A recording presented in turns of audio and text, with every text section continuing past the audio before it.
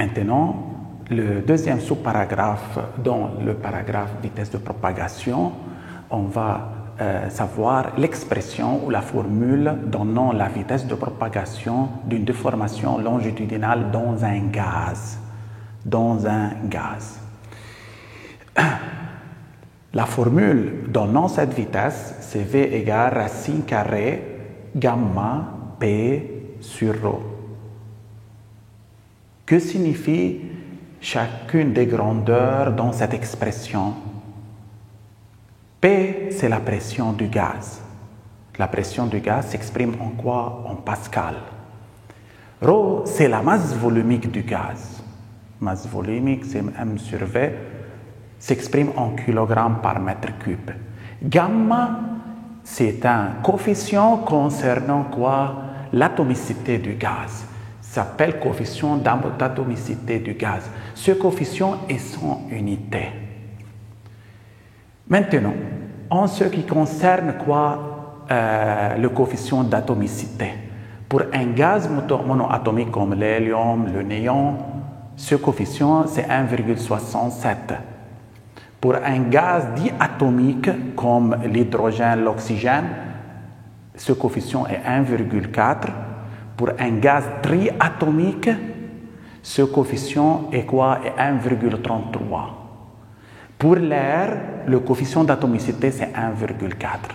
Donc, la vitesse de propagation d'une déformation longitudinale dans un gaz dépend de la pression du gaz, de son atomicité et de sa masse volumique. Tout le monde d'accord? Maintenant, ce titre d'application, avant de commencer, il faut fixer dans la tête que le son est une déformation longitudinale. Le son est une déformation longitudinale qui se propage dans le gaz.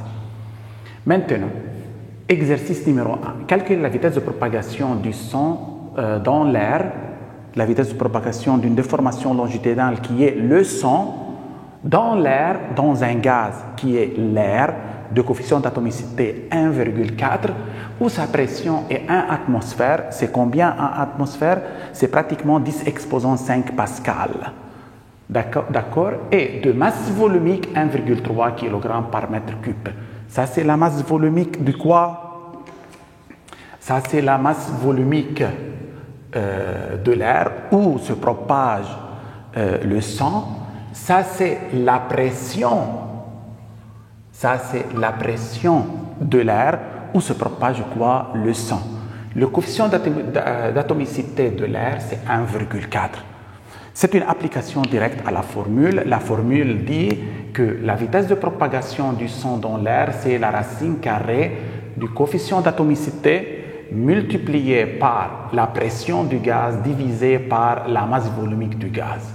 En faisant l'application numérique, ici c'est 1,4, la pression du gaz c'est 10 exposant 5 pascal, la masse volumique du gaz qui est l'air c'est 1,3 kg par mètre cube. La réponse c'est 328 mètres par seconde.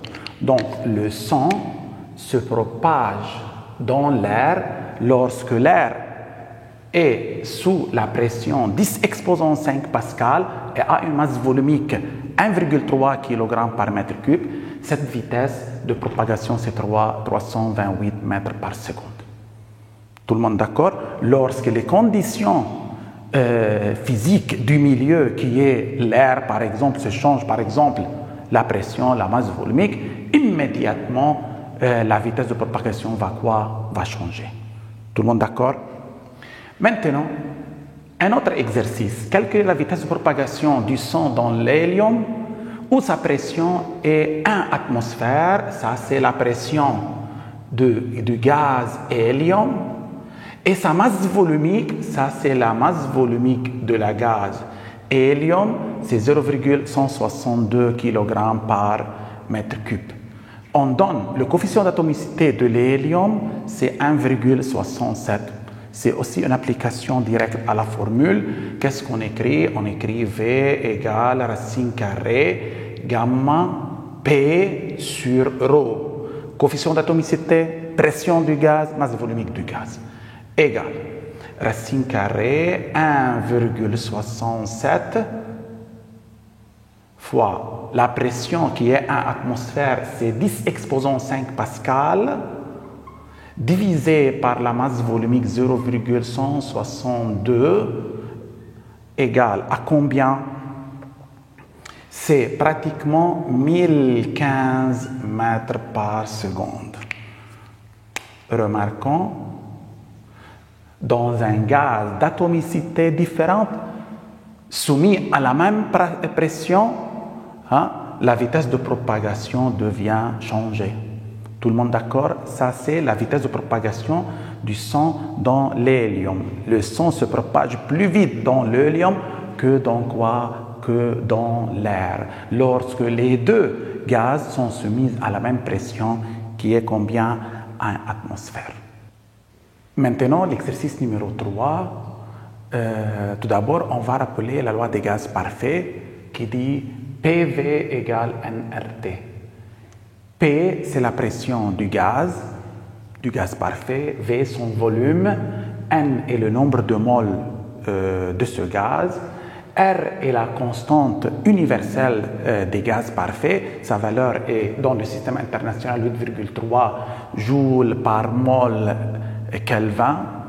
T est la température du gaz parfait, mais est exprimée dans le système international en quoi? En Kelvin. Rappelez que la température Kelvin, c'est la température en degrés Celsius ajoutée sur laquelle on ajoute 273. Donc, la température 0 degrés Celsius correspond à 273 Kelvin. La température 10 degrés Celsius correspond à 273 Kelvin. La température 27 degrés Celsius correspond à 300 Kelvin. Tout le monde d'accord? Maintenant, dans la première partie de la question de l'exercice numéro 3, on demande de montrer que la vitesse de propagation du son dans un gaz parfait peut se mettre sous cette forme. M est la masse molaire du gaz parfait. La masse molaire. T, c'est la température du gaz parfait. R est la constante universelle. Gamma, coefficient d'atomicité. Donc, on va montrer que cette expression peut s'écrire sous cette forme. Tout le monde d'accord? Donc, maintenant, je veux partir de cette expression pour arriver à cette nouvelle. Maintenant, comment on va procéder? Remarquons. Maintenant, remarquons bien, ici on a pression sur masse volumique, ici on a R fois T sur M. La pression est proportionnelle à R fois T. Donc, travaillons sur cette expression. Expression de quoi? De la loi des gaz parfaits.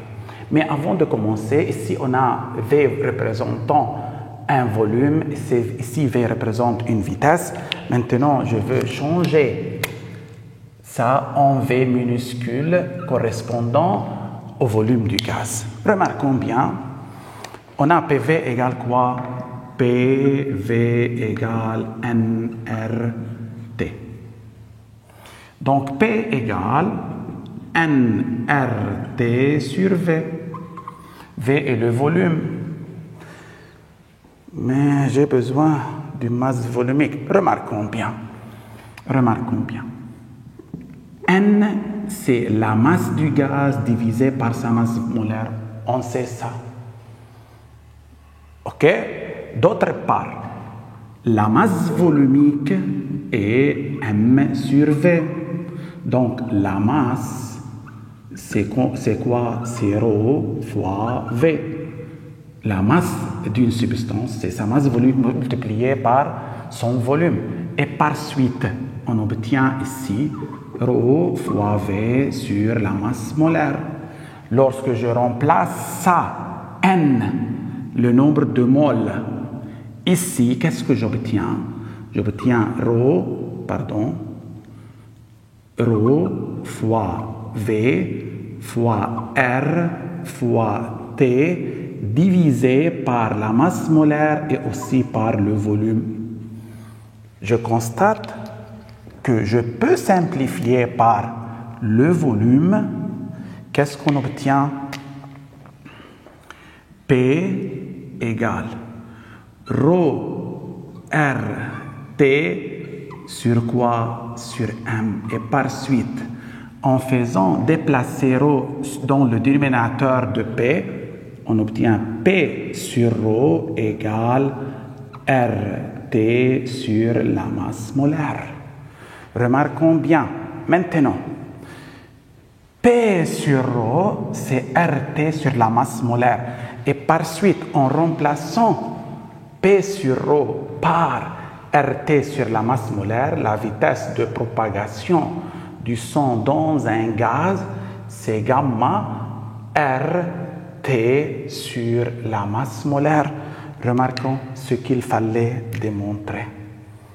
Donc, la masse molaire d'un gaz parfait est reliée directement par la température du gaz.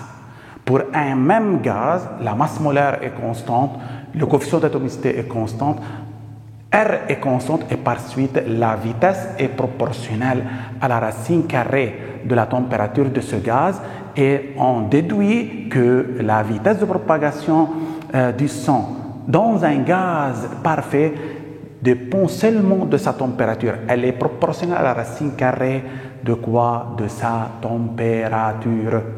D'accord? Ok, maintenant, calculez dans la partie B la vitesse du son dans l'air à 0 degré Celsius, étant donné le coefficient d'atomicité de l'air, 1,4, la masse molaire de l'air, c'est 29 grammes par mol. Maintenant, je peux appliquer cette expression pour calculer la vitesse du son dans l'air à 0 degré Celsius. Mais remarquons bien, T, c'est la température en Kelvin. Maintenant, qu'est-ce que je veux faire? La température Kelvin, tout d'abord, c'est la température Celsius plus 273. La température ici, c'est 0 degré Celsius plus 273 et par suite la température Kelvin est 273 Kelvin. Ça, c'est la température de l'air à 0 degré Celsius. D'accord? Maintenant, la vitesse de propagation, c'est racine. Gamma, c'est combien? C'est 1,4. R, c'est 8,3. T, c'est 273. Ça, c'est en Kelvin, n'oubliez pas ça. La masse, c'est 29 grammes. Toutes ces grandeurs s'expriment dans le SI, donc c'est 29 fois 10 exposant quoi? Moins 3. La réponse, c'est pratiquement 330 mètres par seconde. Ça, c'est la vitesse du son dans l'air à 0 degré Celsius. Généralement, cette vitesse à 0 degré Celsius est notée quoi? V0, donc la vitesse du son dans l'air à 0 degré Celsius, c'est pratiquement combien? 330 mètres par seconde. Tout le monde d'accord? Cette expression relie le gaz à sa température. Tout le monde d'accord? Mais cette expression, la masse volumique, dépend de la température. La pression dépend de la température. Et si cette formule est reliée à deux grandeurs variables du gaz. Mais cette formule est reliée seulement à la température du gaz, sachant que le gaz est un gaz quoi? Est un gaz parfait. Tout le monde d'accord? Tout le monde d'accord? Maintenant, dans la partie C, si V0 est la vitesse du son à 0 degré Celsius dans un gaz donné, montrez que sa vitesse à une température T en Kelvin est combien? V égale V0 racine T sur 273. Maintenant, comment on va procéder? La vitesse d'un gaz en fonction de la température de gaz est donnée par cette formule. À 0 degré Celsius, c'est-à-dire lorsque la température Kelvin est 273 Kelvin. Alors, la vitesse devient V0. Ça, c'est V0 représente la vitesse à quelle température? À 273. Je peux écrire ça égale racine carrée gamma R sur M fois T. Je veux noter T ici, pardon. T, c'est combien? 273. D'autre part, à une certaine température, la vitesse, c'est ça. Si je considère ça comme une première équation et ça comme une deuxième équation, si je fais le rapport entre l'équation 1 et l'équation 2, qu'est-ce que j'obtiens? J'obtiens V sur V0 égale racine gamma R sur M T et ici racine gamma R sur M fois 273. Maintenant, en simplifiant, gamma R sur M, gamma, on travaille sur le même gaz, c'est-à-dire même gamma, même R, même masse molaire. R est une constante universelle. Qu'est-ce qu'on obtient? On obtient quoi? Racine T sur 273. Il reste ça et ça sous la même racine. Donc, V égale quoi? V0 racine T sur 273. Et n'oubliez pas que T, la température ici s'exprime en quoi? En Kelvin. Tout le monde d'accord? Maintenant, sous-titre d'une petite application, calculer la vitesse du son dans l'air à 27 degrés Celsius. En appliquant cette formule, ça c'est la vitesse du son dans l'air à 0 degrés Celsius. Cette vitesse c'est combien? C'est 330 mètres par seconde. 330 mètres par seconde. En connaissant la température en Kelvin, je peux déterminer cette vitesse. J'ai la température en degrés Celsius, donc je dis que ça c'est quoi? 27 degrés Celsius plus 273. La réponse c'est combien? C'est 300 Kelvin. Donc, je veux déterminer la vitesse du son dans l'air à la température 300 Kelvin. Je peux utiliser cette expression V égale V0 c'est 330 racine 300 divisé par 273. La réponse c'est pratiquement 346 mètres par seconde. Ça c'est la vitesse du son dans l'air, mais à la température 300 Kelvin ou 27 degrés Celsius. Maintenant, un quatrième exercice. Calculer le rapport de la vitesse de propagation du son dans un gaz néon de masse molaire 20 grammes par mol à celle d'un gaz CO2 de masse 46 grammes de masse molaire, 46 grammes par mol. Les deux gaz sont pris à la même température. Les deux gaz sont pris à la même température étant donné les atomicités des gaz en question. Maintenant, on a deux gaz différents. Chacun possède son propre atomicité, sa propre masse molaire. Les deux gaz sont pris à la même température. Donc, comment on va calculer le rapport des vitesses de propagation? La vitesse de propagation en fonction de gamma, la masse molaire et la température, on a déjà démontré que ça c'est V égale racine gamma R T sur la masse molaire. Pour le gaz néon, néon, on va utiliser gamma pour le néon. R, c'est une constante universelle. La masse molaire du néon fois, ici, on a la température. Les deux sont prises à la même température. Donc, ça reste T. Et aussi, pour le gaz CO2, que devient l'expression de la vitesse de propagation, de CO2 de la même manière? Gamma CO2, R, c'est une constante universelle, masse molaire de CO2, multipliée ici par quoi? T est la température, qui est égale à cette température. Maintenant, le rapport de la vitesse de propagation de NE à celle de CO2. Donc, le rapport, c'est la vitesse de propagation de NE divisée par la vitesse de propagation de CO2.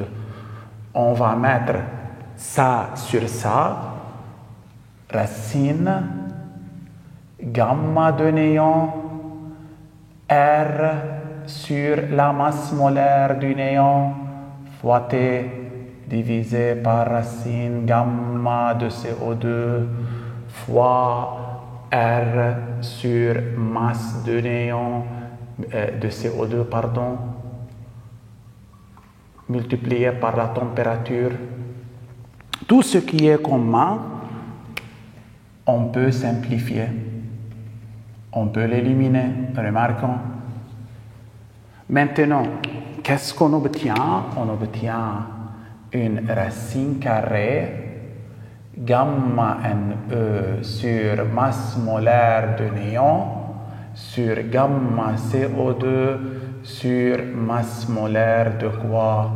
De CO2. Et par suite, c'est gamma néon sur gamma CO2 multiplié par masse CO2 sur masse néon.